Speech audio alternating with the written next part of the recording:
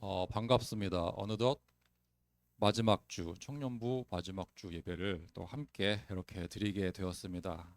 한 해 동안 우리 또 인도 받아왔던 또 청년부, 또 지금 이 자리에는 같이 있지 못하지만 또 각자의 처소에서 또 인도받고 있을 그 모든 사랑교회 청년들 주님의 이름으로 축복합니다.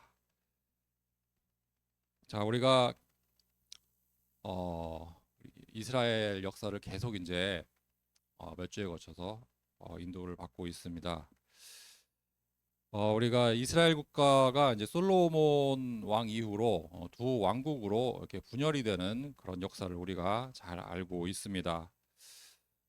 왕국이 분열이 되고 대략 한 200년이 흐른 후에 한 북쪽 왕국이 아수르에게 완전히 멸망을 당하게 됩니다. 그리고 또 남쪽 왕국 유다는 아수르의 그 침략을 상당 부분 이렇게 막아내기도 하고 피하는 그런 상황을 맞이하게 됩니다. 자, 이 기간 동안 하나님은 수많은 선지자들을 보내서 지금 이스라엘 백성들에게 회개를 촉구하고 있습니다. 너희들이 잘못된 길을 가고 있다. 우상 숭배를 하고 있으니 그 길에서 돌아서서 다시 하나님 앞으로 나아오라고 수많은 선지자들을 보내서 말씀을 주고 계십니다. 하지만 이스라엘 백성들 그리고 이스라엘 왕들은 그 하나님 말씀에 귀를 기울이지 않습니다. 자, 우리가 저번 시간에 이사야서 7장 14절 말씀도 우리가 함께 보았어요. 임마누엘을 하나님이 약속으로 주셨던 그 말씀을 아하스 왕에게 했습니다. 이 말씀대로 너에게 임마누엘 하나님을 임마누엘 되시는 메시아를 보내 주실 거라고. 너희는 하나님의 백성이기 때문에 절대 망하지 않을 거라고. 하나님만 붙잡고 인도를 받으라고 그렇게 말씀을 주셨지만 아하스 왕은 단칼에 그 말씀을 그 언약을 거절을 하게 됩니다. 그리고 또 이방신을 따르게 되고 우상 숭배를 하게 되죠. 그 결과 하나님의 심판이 임하게 됩니다. 자, 그 이후에 바벨론이 쳐들어와서 예루살렘을 파괴하게 되죠. 그리고 가장 가난한 사람들을 제외한 좀 쓸만한 사람들은 다 바벨론으로 노예로 끌고 갑니다. 그리고 이제 70년 후에 다시 이스라엘 백성들이 자기 고향 예루살렘으로 돌아오게 되죠. 하지만 이미 이스라엘 백성들에게는 힘이 다 빠져 있는 그런 상황입니다. 그리고 시간이 지나서 로마 제국이 예루살렘을 파괴하게 된 완전히 예루살렘을 파괴하게 되죠. 그 예루살렘 성전을 파괴한 그 주 70년 그 이후까지도 이스라엘 백성들은 이렇게 포로 노예 속국의 신세를 면하지 못하게 됩니다. 결국에 유다라는 나라가 역사에서 완전히 지워지게 됩니다. 자, 오늘은 이제 다니엘서를 이제 함께 살펴보게 됩니다. 저번 시간에는 이사야 선지자 이야기를 잠깐 했었고 오늘은 다니엘서를 간단하게 이렇게 살펴보도록 하겠습니다. BC 605년, 그러니까 주전 605년에 다니엘과 세 친구가 바벨론의 포로로 잡혀가게 됩니다. 자, 그래서 오늘 이 시간에는 다니엘과 세 친구들이 보여줬던 그 믿음, 그들이 가지고 있었던 그 확신에 대해서 우리가 함께 또 묵상을 해 보겠습니다.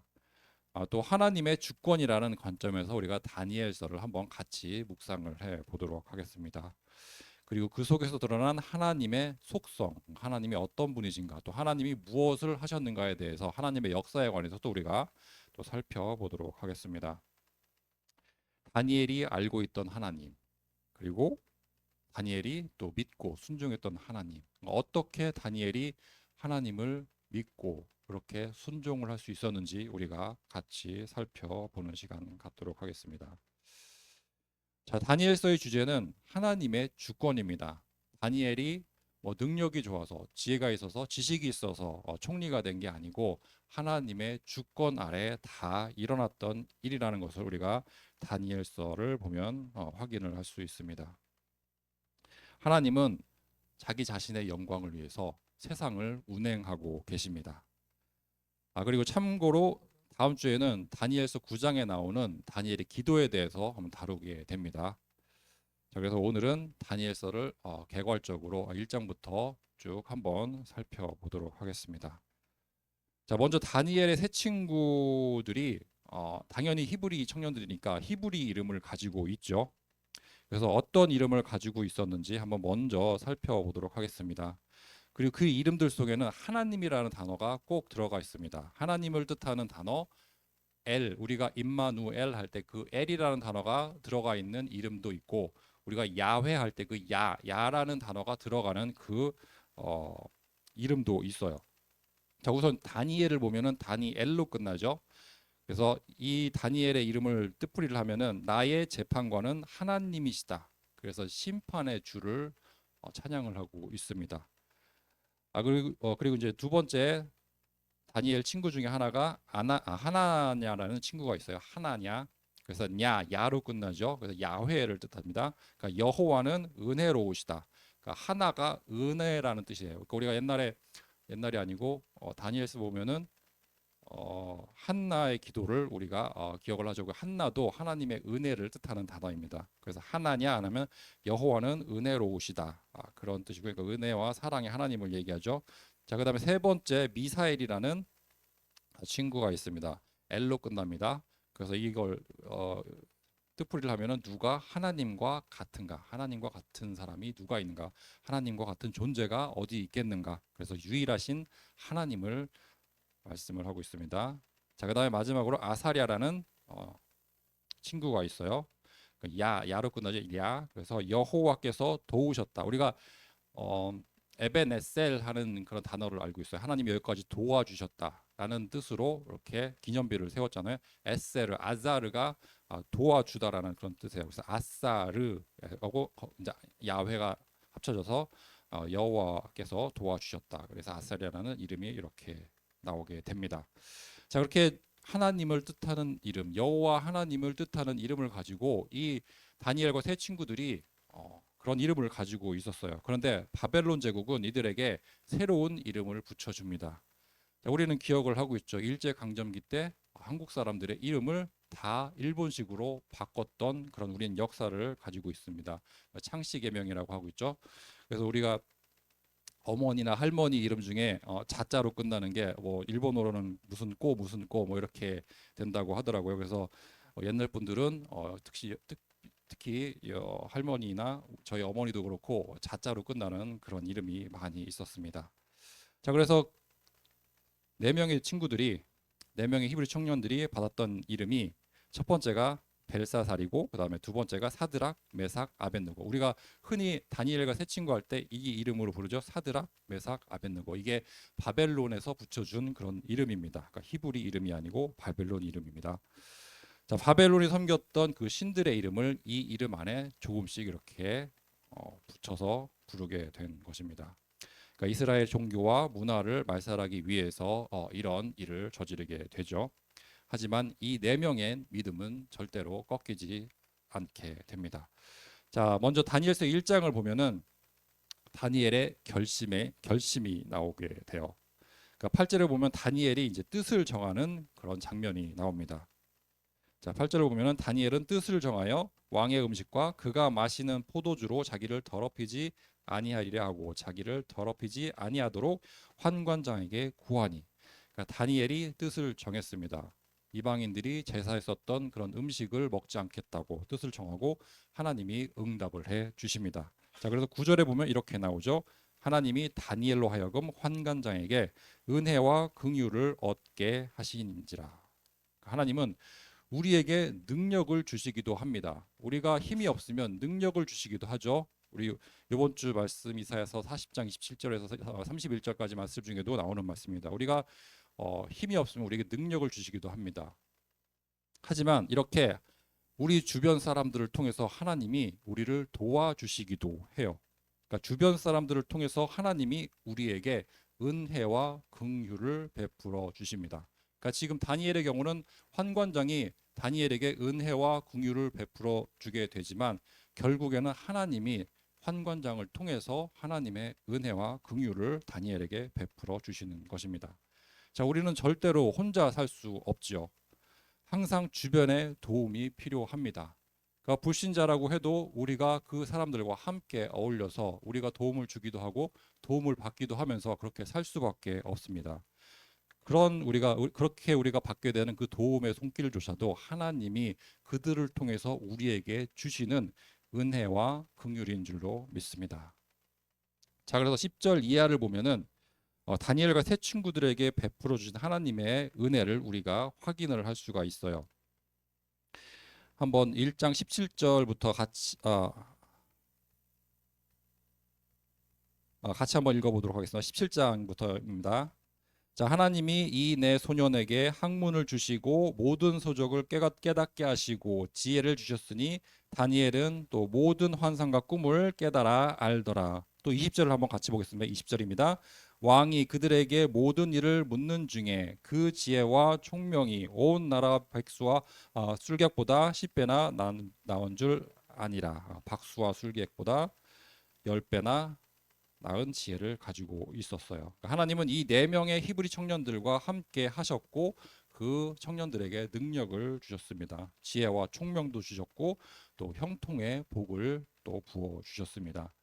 자, 그다음에 이제 2장을 한번 같이 보겠습니다. 2장에 보면 느부갓네살 왕의 첫 번째 꿈이 이제 나오게 됩니다. 자, 왕의 꿈을 해석하는 문제 때문에 바벨론의 지혜자들이 다 죽을 처지에 놓이게 됩니다. 그러니까 요셉 이야기와 우리가 많이 비슷한 점을 발견을 할 수 있습니다.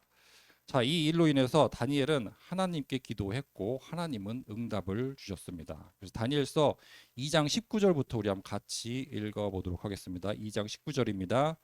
이에 이 은밀한 것이 밤의 환상으로 다니엘에게 나타나 보이매 다니엘이 하늘에 계신 하나님을 찬송하니라. 다니엘이 말하여 이르되 영원부터 영원까지 하나님의 이름을 찬송할 것은 지혜와 능력이 그에게 있음이로다. 그는 때와 계절을 바꾸시며 왕들을 패하시고 왕들을 세우시며 지혜자에게 지혜를 주시고 총명한 자에게 지식을 주시는도다. 아멘. 하나님이 어떤 분이신가를 열거하고 있어요. 이거를 그러니까 하나님의 속성이라고 이렇게 얘기를 합니다. 자, 20절에 보면 하나님은 영원한 지혜와 권능을 가지고 계신 분이라고 말씀을 하고 있어요. 그리고 또 21절에 보면은 피조물과 왕들을 다스리는 분이 또 하나님이십니다. 그다음에 지혜와 지식을 또 주시는 분이기도 하죠. 또 22절을 보면은 모든 것을 다 알고 계십니다. 전지전능하신 분입니다. 자, 그리고 빛이 그와 함께 거하심으로 아무것도 그에게 숨길 게 없습니다. 아무것도 하나님 앞에서 숨길 수가 없어요. 또 23절에 보면은 그는 나의 조상들의 하나님이 되십니다. 그러니까 언약의 하나님이라는 것을 또 밝히고 있죠. 자, 이런 하나님이 다니엘에게 능력을 주셨고 또 왕의 꿈을 해석할 그 능력을 주셨습니다. 자, 이렇게 다니엘의 지혜에 느부갓네살 왕이 놀라게 되죠. 그리고 이 느부갓네살 왕이 다니엘 앞에 엎드리게 됩니다. 왕이 이방 민족 히브리 청년 앞에 엎드리게 돼요. 정말 이례적인 일입니다. 그리고 하나님을 이렇게 찬양을 합니다. 2장 47절에 나오는 말씀입니다. 왕이 대답하여 다니엘에게 이르되 너희 하나님은 참으로 모든 신들의 신이시요 모든 왕의 주제시로다. 내가 능히 이 은밀한 것을 나타내었으니 내 하나님은 또 은밀한 것을 나타내시는 이시로다. 그러니까 이방 왕조차도 느부갓네살 왕조차도 하나님이 만왕의 왕 되신다는 사실을 인정할 수밖에 없어요. 하나님은 또 지혜를 주시고 또 하나님은 또 왕들과 나라들을 다스리시고 또 그들을 번성하게도 하시고 또 그들을 또 패하게도 하시는 그런 분입니다. 그래서 하나님은 이 역사를 주관하고 계시는 주권자가 되십니다. 자, 하지만 이것을 다 인정을 해요. 느부갓네살 왕이. 하지만 느부갓네살 왕이 하나님이 나의 하나님이라고 고백을 할 수는 없었습니다. 여전히 너희 하나님이라고 그렇게 얘기를 하고 있어요. 자, 다니엘서 1장과 2장의 내용을 좀 정리를 해보면 그 당시 바벨론은 다신론을 섬기고 있었죠. 모든 사물에 또 정령인 신들이 지배하고 있다고 그렇게 믿고 있고 수많은 신들이 있는데 그 수많은 신들 중에 자기가 마음에 드는 신, 자기가 필요한 신들을 골라서 그렇게 섬기던 다신 주의자들이었습니다. 자, 다니엘의 꿈 해석으로 느부갓네살은 다니엘의 하나님이 바벨론의 신들보다 우월하다는 것을 인정할 수밖에 없었습니다. 하지만 그것 때문에 하나님을 자기의 하나님으로 그렇게 믿었다는 것을 의미하지는 않습니다. 자, 여기서 우리는 아브라함에게 주신 언약을 보게 됩니다. 아브라함에게 주신 언약이 성취되는 그런 장면을 보게 됩니다. 내가 복이 되리라.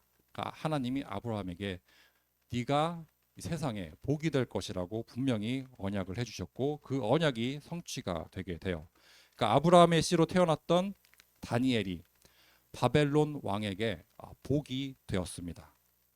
그래서 그뿐만 아니라 이 느부갓네살 왕의 꿈을 해석하지 못해서 죽을 운명에 놓여 있던 그 바벨론의 지혜자들에게도 이 다니엘이 복이 됩니다. 그래서 그들의 목숨을 구하게 되죠.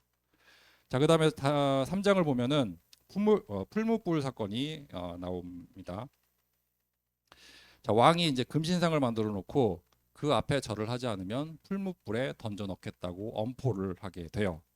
자, 그래서 다니엘의 세 친구들, 여기선 다니엘은 나오지 않죠. 사드락, 메삭, 아벳느고가 당연히 그 앞에 절을 하지 않게 되고 왕 앞으로 잡혀가게 됩니다.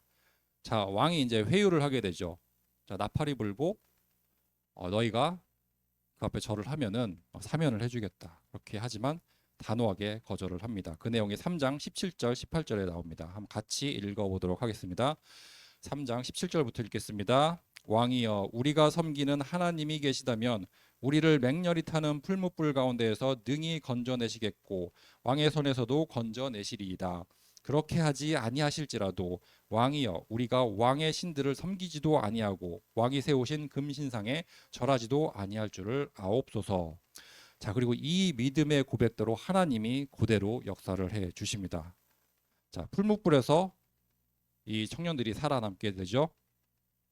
자, 이 맹렬히 타는 풀무불에서 이 히브리 청년들이 살아나는 것을 목격한 그 바벨론의 왕이 또 하나님을 찬양하는 장면이 나옵니다. 그게 3장 28절에 기록이 되어 있습니다. 여기 보면은 하나님이 그들을 구원하셨다고 인정할 수밖에 없어요.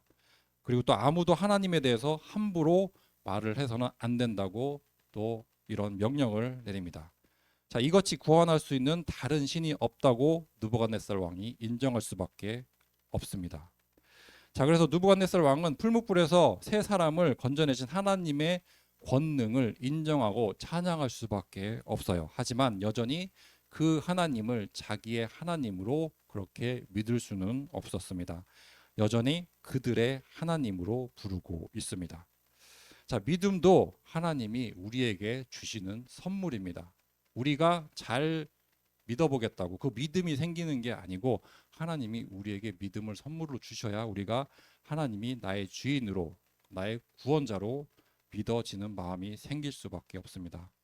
그래서 왕에게는 그 선물이 허락이 되지 않았어요. 그래서 하나님이 하신 일을 보고 목격을 하고 그 하나님의 위대하심을 인정할 수밖에 없지만 그래도 여전히 나의 하나님이 되지 못하고 그들의 하나님이 될 수밖에 없습니다. 자, 우리가 하나님을 주인으로 모시고 믿을 수 있다는 그 사실이 얼마나 감사한 일인지 다시 한번 묵상하는 시간이 되시기를 바라겠습니다. 자, 4장에 보면은 왕의 두 번째 꿈 이야기가 나오고 있습니다. 자, 또 다시 왕이 꿈을 꾸고 다니엘이 또 해석을 해주게 되죠. 또 이제 다니엘의 지혜를 거듭 이제 왕이 확인을 하게 됩니다. 자, 그리고 또 찬양을 해요. 또 4장 34절에 그 찬양하는 내용이 나옵니다. 그 내용을 요약을 하면은 지극히 높으신 하나님은 영원한 하나님이라고 또 이렇게 찬양을 합니다. 또 그분의 통치는 영원하며 그분의 나라는 대대에 이를 것이라고 이렇게 찬양을 하고 있어요. 또 하나님은 하늘과 땅에서 자신의 뜻대로 행할 수 있는 분이라고 또 말씀을 그렇게 인정을 하고 있죠. 아무도 하나님께 무엇을 하느냐고 물어볼 수가 없습니다. 또 그는 하늘의 왕이 되시고 그의 모든 일은 진실하고 그의 행하심은 의롭다고 인정할 수밖에 없어요.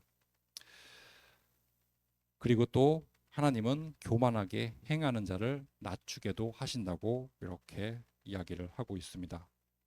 자, 여기 이제 다니엘서 4장의 주제는 하나님의 통치라고 이렇게 정리를 할 수가 있어요. 하나님은 교만한 자를 낮추기도 하시고 또 겸손한 자를 높여 주시기도 하는 하나님이십니다. 그래서 이 세상은 다 하나님의 손 아래, 하나님의 통치 아래 있다는 것을 인정할 수밖에 없습니다. 자, 다음에 5장을 보면은 벽에 쓰여진 글씨가 나오게 되죠. 자, 이제 이 5장까지 이르게 되면은 느부갓네살 왕은 지금 이 시점에는 없습니다. 느부갓네살 왕은 죽고 새로운 왕이 세워지게 됩니다. 벨사살이라는 왕이 세워지고 이 벨사살이라는 왕은 느부갓네살하고 조금 많이 다른 성격을 가지고 있어요. 자, 이 왕은 하나님을 공경하지를 않습니다. 그리고 거부하고 또 다른 신을 섬기게 되죠. 자신을 낮추지 않았고 하나님을 영화롭게도 하지도 않았습니다. 적어도 느부갓네살 왕은 하나님이 하신 일을 보고 하나님을 찬양하기까지는 합니다. 자기 하나님으로 고백할 수는 없었지만 하나님이 얼마나 위대한지는 잘 알고 있었어요. 자, 그 결과 하나님의 심판을 받게 되죠. 자, 하나님은 자신을 낮춘 그런 왕에게는 자비를 베푸셨지만 그렇지 못한 왕에게는 하나님이 심판을 내리십니다. 자, 그래서 왕궁 벽에 쓰인 대로 벨사살 왕이 죽게 되죠. 벨사살 왕이 하나님을 모욕하는 그런 언사를 보여줬고 하나님이 손가락으로 그 왕궁 벽에 글을 쓰게 됩니다. 그 말대로 이 벨사살 왕은 목숨을 다하게 됩니다. 하나님을 능멸하고 교만하게 되면 그런 왕들은 심판을 받을 수밖에 없습니다. 자, 그다음에 6장을 보면은 우리가 잘 아는 사자굴 사건이 나오게 됩니다. 너무나 잘 알고 있죠. 자, 그런데 우리가 이 다니엘이 사자굴에서 살아남았다는 것이 중요한 게 아니에요. 자, 이 사건을 통해서 하나님이 우리에게 주시고자 하는 메시지는 다니엘이 그때 했던 기도를 묵상하라고 이 말씀을 주신 것입니다. 자, 사자굴에 던져진다는 사실을 알고도 자기 방에 들어가서 창문을 열고 예루살렘을 향해서 하루에 3번 기도를 했던 사람이 다니엘입니다. 그러니까 죽음 앞에서도 감사의 기도를 드릴 수 있었던 사람이 다니엘입니다.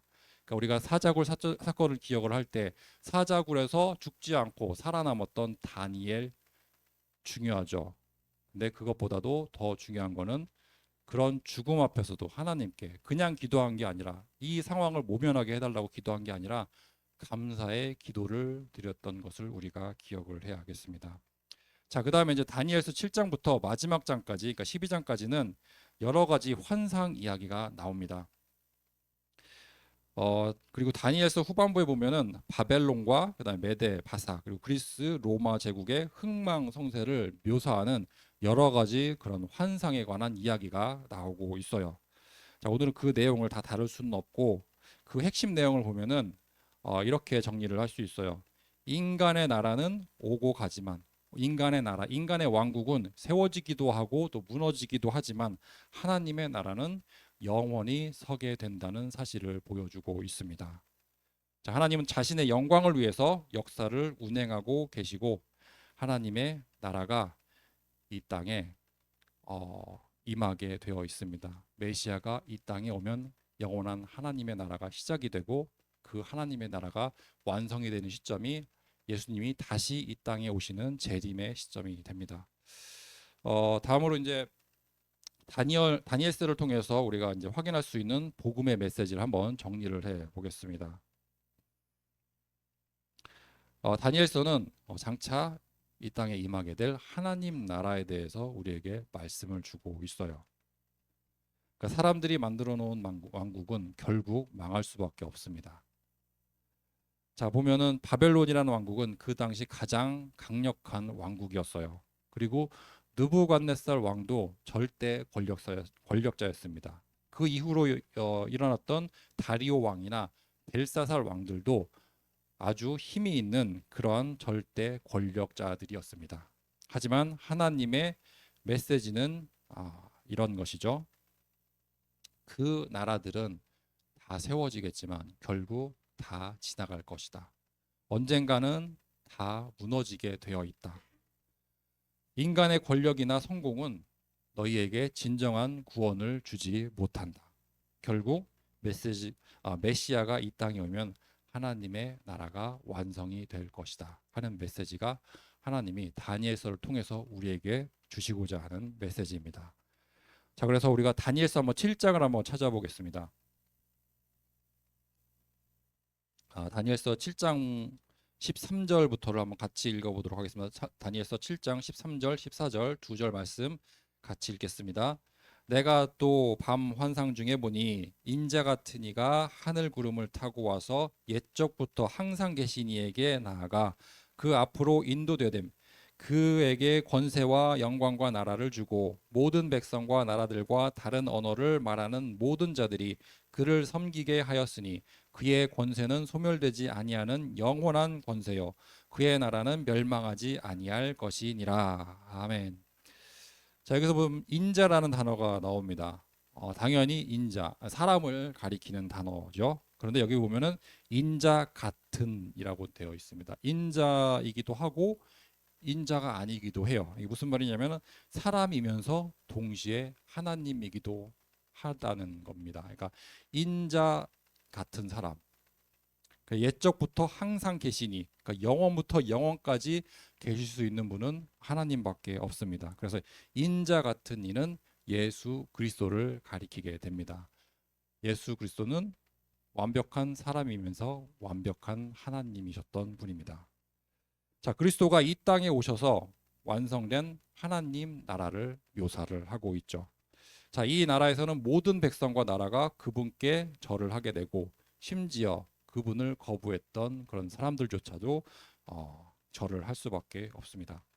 자, 그리스도의 권세는 영원한 것이고 하나님 나라는 소멸하지 않는 그런 영원한 나라가 될 것이라고 말씀을 하고 있습니다. 자, 예수 그리스도가 이 땅에 오셔서 성취될 언약을 우리가 잘 알고 있는 빌립보서 2장에서도 말씀을 하고 있어요. 자, 빌립보서 2장 8절에 보면은 이렇게 말씀을 하고 있습니다.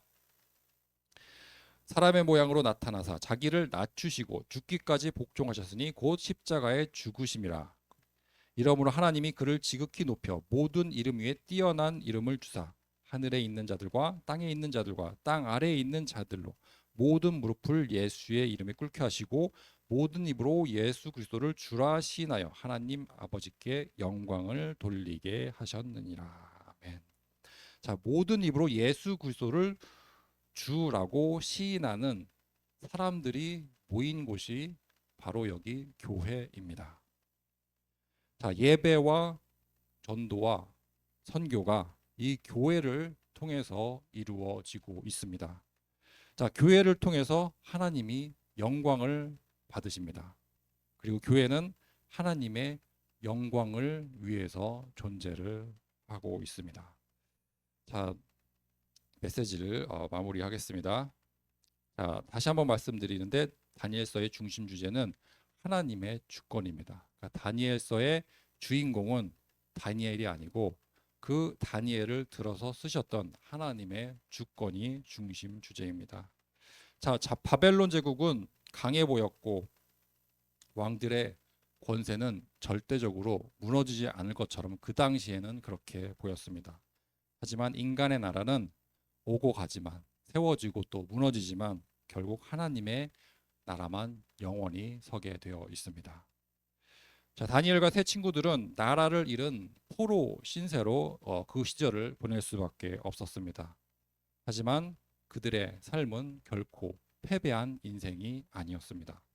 왜냐하면 그들은 역사의 주인이 누구인지 분명히 알고 있었어요. 이 세상을 운행하시는 분이 누구인지 분명히 알고 있었습니다. 이 세상을 운행하시는 분이 느부갓네살 왕도 아니고 벨사살 왕도 아니라는 것을 다니엘은 분명히 알고 있었습니다.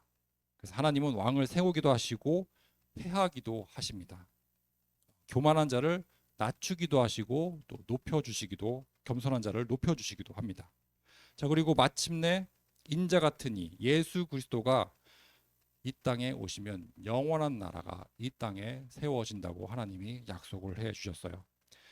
자, 그래서 다니엘에게 약속으로 주셨던 이 인자 같은 이가 예수 그리스도가 이미 이 땅에 오셨어요. 지금 이 시점에 예수 그리스도가 이 땅에 이미 오셨어요. 그래서 십자가와 부활로 하나님 나라가 이미 시작이 되어 있습니다. 자, 우리는 아직 완성되지 않은 하나님 나라에 살고 있지만 이미 그리스도를 우리의 왕으로 모시고 살고 있습니다. 자, 하나님의 나라는 예수 그리스도가 이 땅에 오셨을 때 이미 시작이 되었습니다. 하지만 그 하나님의 나라가 완전히 완성된 것은 아닙니다. 아직 그 완성을 기다리고 있어요.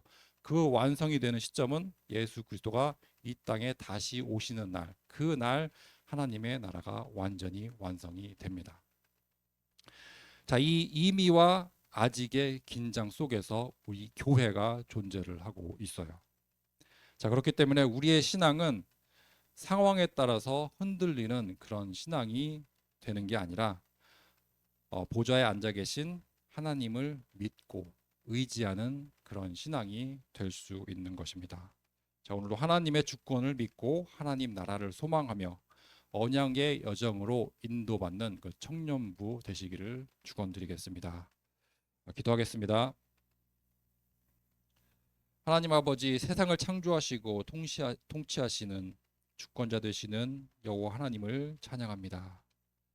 다니엘의 삶을 통해 어떤 상황 속에서도 하나님을 신뢰하며 순종하는 믿음이 얼마나 복된 것인지를 다시 한번 깨닫게 해주심을 감사합니다.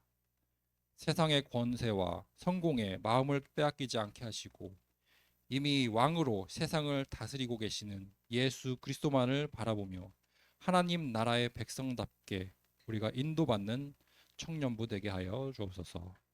오늘 우리의 삶 속에서도 하나님의 주권을 인정하며 겸손히 믿음으로 순종하게 해 주옵소서.